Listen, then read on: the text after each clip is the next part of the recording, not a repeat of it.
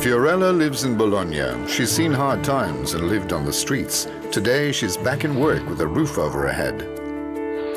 Cécile and Gaël are photographers. They were able to build their studio in the French countryside thanks to the high-speed internet that's just been installed in the region. Eric is a farmer on the island of Samso, a resolutely independent island off the shore of Denmark. He sells the straw he produces to supply a collective heating system for 2 villages on the island. Eduardas lives in Vilnius. At 65, he's discovered computers and the internet. All of them, sometimes without being aware of it, have participated in one of the thousands of projects co-financed each year by European Cohesion Policy. The EU works with national, regional and local partners to deliver development programs on the ground in the 271 regions of the Union.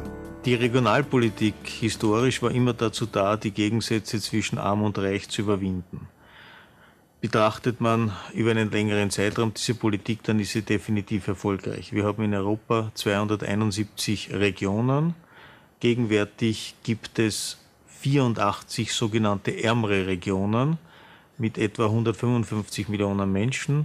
In der nächsten Finanzperiode rechnen wir nur mehr mit 68 solcher Regionen mit etwa 120 Millionen Menschen, sodass Sie sehen, von einer Finanzperiode auf die nächste, also von 2007 bis 2013 und danach, werden wir 35 Millionen Menschen haben, die eigentlich ein besseres Einkommen, einen höheren Wohlstand haben, als das noch vor wenigen Jahren der Fall war. Und das ist nicht zuletzt auch auf die Regionalpolitik zurückzuführen.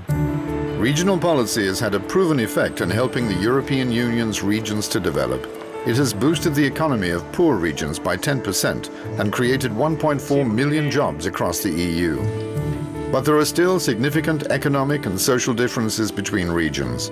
For example, the labour productivity of inner London accounts for 296% of the EU average, while the region of northeastern Poland still has less than 45% of average European productivity. The same is true for youth unemployment, which is less than 3.5% in the Czech region of Prague and nearly 28% in the Italian region of Sicily. With the new 10-year economic strategy, regional policy can become an important instrument to support smart, sustainable and inclusive growth. One good example of this can be seen in Wales, in a local company highly specialized in innovative technologies. They produce specific links, which conduct electricity and are used as the basis for manufacturing flexible electronic circuits and intelligent packaging.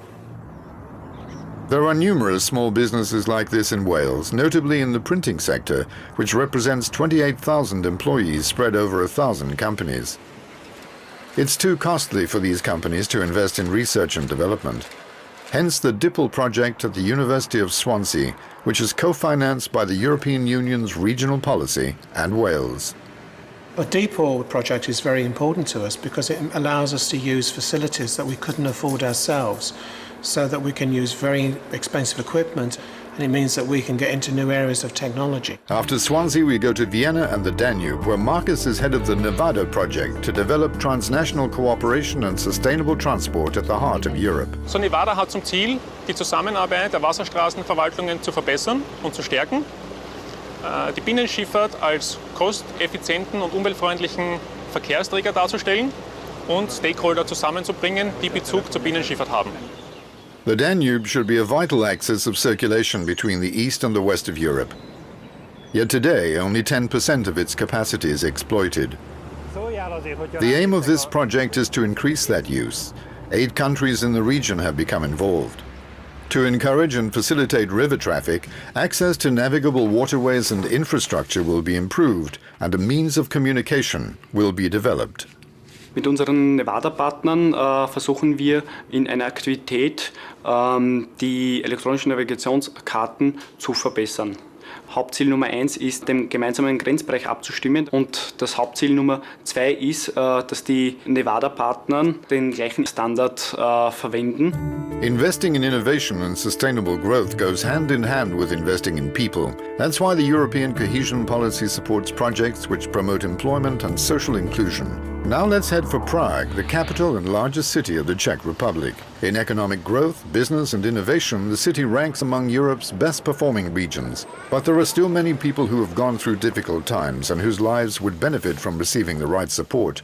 The Czech NGO Association for Probation and Mediation in Justice, co-funded by the European Social Fund, helps people with social problems reintegrate into society. This was the case for ex-prisoner Miroslav, who was unemployed and falling into debt. Thanks to this project, he now has a job, a place to live and hope for the future.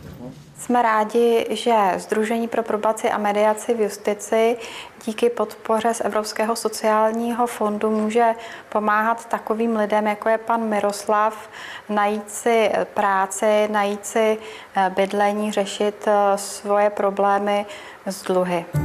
To deliver even better results in the future, European cohesion policy must become more targeted and result-oriented.